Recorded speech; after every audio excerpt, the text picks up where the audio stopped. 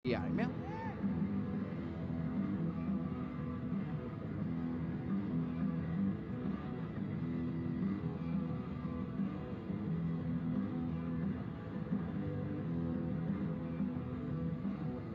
ပွဲစဉ်ကိုတော့စီစဉ်တင်ဆက်သူတွေဖြစ်ကျွန်တော်မြတ်ဖုံးနဲ့အတူကိုညင်စိုးတို့ကတာဝန်ယူပြီးတော့တင်ဆက်ပေးသွားမှာပဲဖြစ်ပါတယ်ကိုညင်စိုးရေမင်္ဂလာပါခင်ဗျ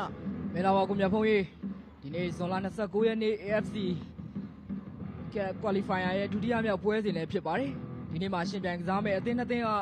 မြန်မာလေစင်အမျိုးသမီးအသင်းထပ်ပြီးတော့တွေ့ရမယ့်ပြိုင်ပွဲအသင်းနှစ်သင်းဖြစ်နေတာကလည်းမြန်မာပြည်သက်တွေတို့တကယ်ကိုဒီနေ့ပွဲစဉ်ကလည်းစောင့်ကြည့်ဖို့သင့်တဲ့ပွဲစဉ်တစ်ပွဲဖြစ်ရှိနေကြတာဖြစ်ပါတယ်ဒီနေ့မှာဒီသင်းနေနဲ့လည်းလုံးဝအမှားမခံပဲနဲ့တသင်းပဲခြေစင်းပွဲအောင်မဲ့ဒီအုပ်စုမှာအကောင်းဆုံးရလဒ်တွေဖန်တီးနိုင်ဖို့အတွက်နှစ်သင်းလုံးကကြိုးစားသွားဖို့တော့လိုအပ်နေကြတာဖြစ်ပါတယ်အစောပိုင်းမှာကိုမြတ်ဖုံးတင်ဆက်ပေးခဲ့လို့ပဲမြန်မာအသင်းကတော့ပြိုင်ဘက်တာမင်နစ္စတန်အသင်းကို၈ဂိုးမရှိဆိုတဲ့ရလဒ်နဲ့ပြပြတသားအနိုင်ရခဲ့ပြီးတော့ဒီနေ့ဒုတိယမြောက်ပွဲစဉ်မှာတော့ဘယ်အသင်းကနောက်ထပ်အနိုင်ရလဒ်နဲ့အတူအုပ်စုတွေမှာခြေစစ်ပွဲအောင်မြင်ဖို့အတွက်ပို့ပြီးတော့နှီးစက်တဲ့အနေအထားမျိုးကိုဖန်တီးသွားနိုင်မလဲစောင့်ကြည့်ရမှာဖြစ်ပါတယ်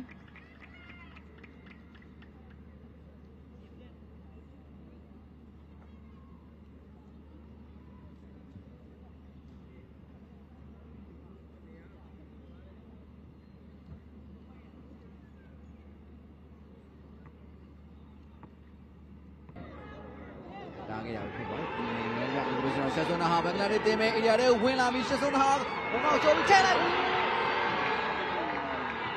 ဟိုးနောက်တန်းနေလို့တော့တင်ပေးလိုက်တဲ့ဘောလုံးကိုတော့လိုက်တင်ပြေးထွက်သွားပြီးတော့ရှက်ဆွန်နာသူ့ရဲ့ပြေးအားကောင်းကောင်းကိုအသုံးချပြီးတော့ရှစ်ထွက်လာတဲ့ဘာရင်းတေးကိုသမားဖြစ်သူဆာအဒူလာကိုပါကြော်ပြီးတော့ဆုံးသက်သွားခဲ့တာပဲဖြစ်ပါတယ်တဲ့ထက်ပို့ပြီးတော့မဆောင်ရင်ကောင်းကြီးပြသထားနိုင်တာတွေ့ရတယ်မြတ်ပြောဆိုရင်ပဲဘင်္ဂလားဒေ့ရှ်နောက်တန်းကတော့လူကျွန်းဖမ်းထားတာတော့တသက်ရဲ့ပဲမြတ်ရင်းတင်းရဲ့လက်စိတ်ကစားမှာကျွန်တော်15စမှာကျွန်တော်ထောင်ချောက်ကိုဖောက်ထွက်ဖို့ကြိုးစားခဲ့ပေမဲ့မအောင်မြင်ခဲ့ဘူးမြတ်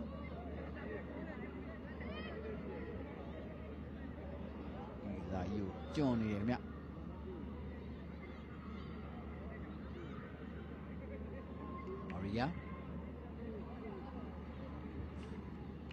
လက်ရှိမှာရီဂျူပေါ်နာတင်ပေါ်ပြန်ပေးရမှာတော့နိုင်ငံနားလေမှုလွဲပြီးတော့ဘော်ရင်တင်းကလက်ပြီးပေါ်မြောက်ခွင့်ရမယ်မြတ်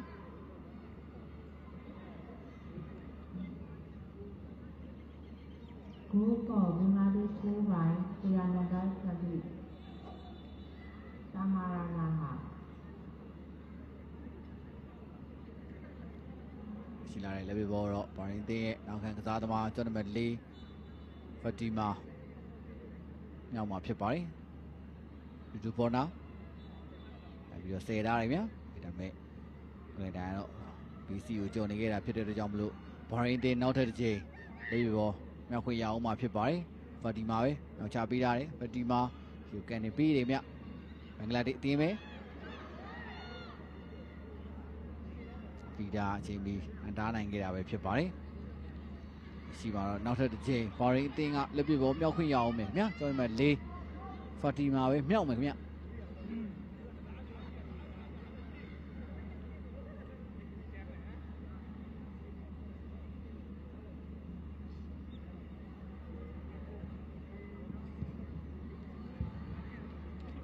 အဲဒီနောက်တစ်ချိန်ပြောမြောက်ခွင့်ရအောင်မှာဖြစ်ပါတယ်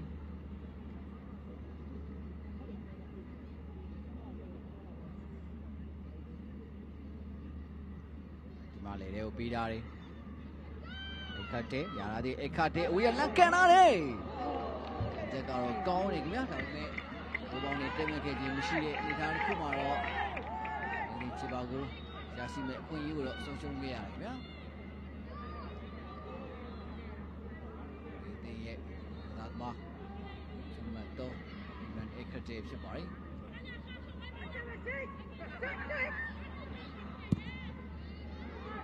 ဖီရာရှိကိုပူပေးထားတယ်ရှေ့စွန်းဟာဒါကိုကြိုးစားခဲ့ပဲဘုံကတော့အဖီရာပေးရများနေခဲ့တာဖြစ်ပါတယ်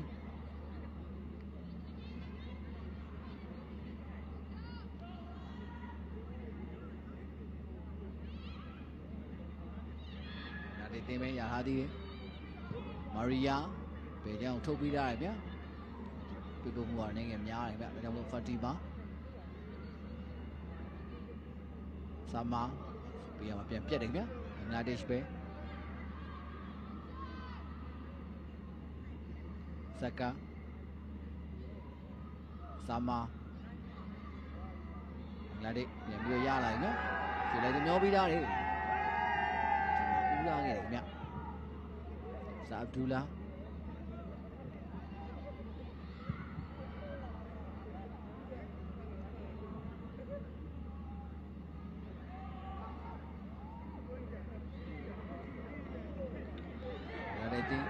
လက်ကံမကြိုးသားတယ်ခုနှစ်စပ်နာဖြစ်ပါတယ်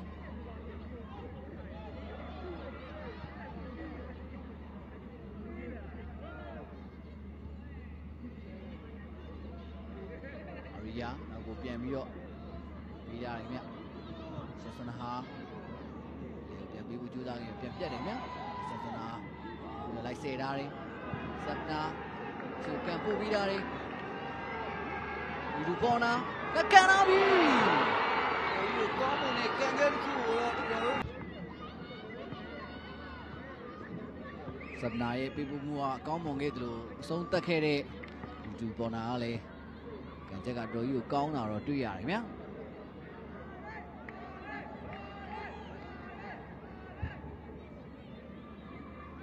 ဒီမှာတန်ခွေရအောင်ခင်ဗျဒီချိန်တောင်းကန်ပေါ်တော့မွန်တီကာလေတွေကိုပေးတာလေ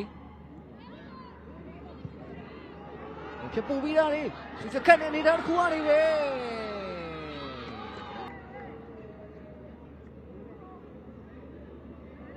မာရီယာရဲ့ပြပူမှုကိုတော့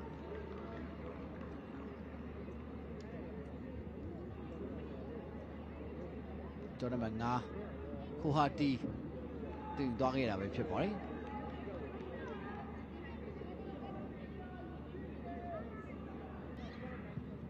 ရှုံမျောပြီးသားလေလီကာဟိုဆေးဝလက်ကန်လာတယ်ဒီမှာတော့တူဟူရာမရှိရတဲ့အခွင့်မိုနီကာနဲ့ဗာရင်သေးရဲ့နောက်ခံကစားသမားတွေဘလုံးရှင်လူကိုစူးစမ်းနေပြန်ထွက်လာတဲ့ဘလုံးတော့ရှေ့မှာအသင်းရှိနေခဲ့တဲ့တူဟူရာကကန်စစ်တွေအန်တားနေတဲ့ကြားလေးဆယ်ထားတယ်ဗျာဖီတာရှေ့ကံပို့ပေးတာလေဘာလဲဘလုံးထင်းထင်းပေါ်ကနေငယ်မတည်တဲ့အနေထားတစ်ခုမှရှက်စွန်းဟာတူဟူရာရှက်စွန်းဟာပြေးလန်းတွေကိုမျောပေးတာလေပြန်ချိုးပေးတာလေတူဟူရာကံမီတူဟူရာရဲ့2မိနစ်အတွင်းမှာရရှိဘာရင်အသင်းကိုတော့ပြပြသားဥဆောင်နေခဲ့ပြီပဲဖြစ်ပါတယ်ရှက်စွန်းဟာရဲ့ပြပမှုကကောင်းမွန်ခဲ့သလိုတူဟူရာရဲ့သုံးသက်ပိုင်းစွမ်းဆောင်ရည်ရလဲဒီချိန်မှာကောင်းဆုံးအနေထားမှာရှိနေခဲ့တာပဲဖြစ်ပါတယ်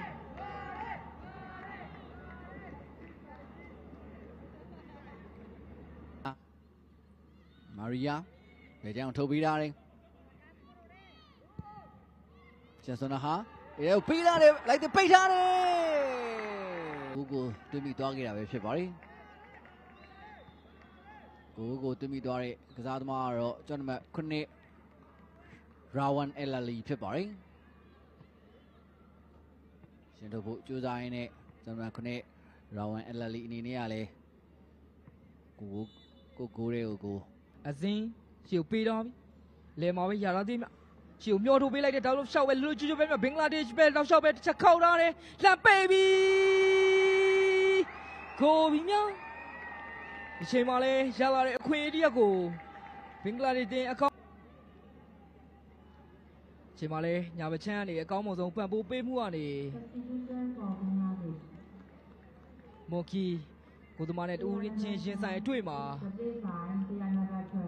ပြန်မဲ့ခန်းစစ်ကစားမအောင်တစ်ချက်လှည့်ပြီးတော့ပဲချေနဲ့အသက်ရဆုံးအဆုံးသတ်ခဲ့တာလည်းဖြစ်ပါတယ်။ဒါကြောင့်လက်ရှိချိန်မှာတော့ဘင်္ဂလားဒေ့ရှ်တင်းရဲ့အနိုင်ရလက်ကပို့ပြီးတော့ပြတ်သားသွားတဲ့